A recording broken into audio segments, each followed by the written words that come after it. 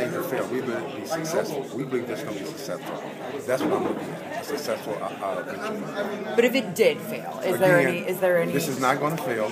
I'm not going to even talk about failure. It's non-existent. The park people have researched this. They know exactly what they're doing, and it's going to be successful. It's going to attract people to our park, make our park one of the destination places, and that's what we're about, cutting edge. And it's not about the money, it's about the different and diverse activities within our park.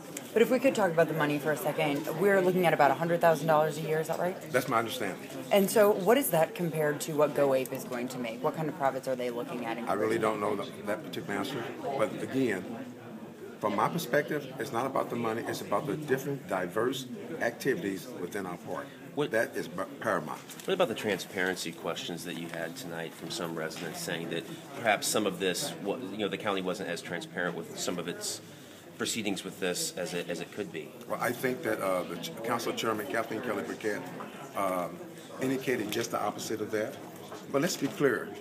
We have public meetings, every council meeting. Anybody can speak on any subject they so desire, and they did. For 3 meetings, 3 weeks in a row, well, actually more than 3 weeks, because this goes beyond just this point, okay? So to say there was not no public engagement, it simply isn't true. People had a right to say what they want. The council heard them, and the council made a decision. What about the philosophical question that Councilman Quinn raised about using public land for, generating profit for the county? Again, we got golf courses, we got baseball teams, we got hockey teams. All of that generate money for the county, but it does not support the county activity as a park.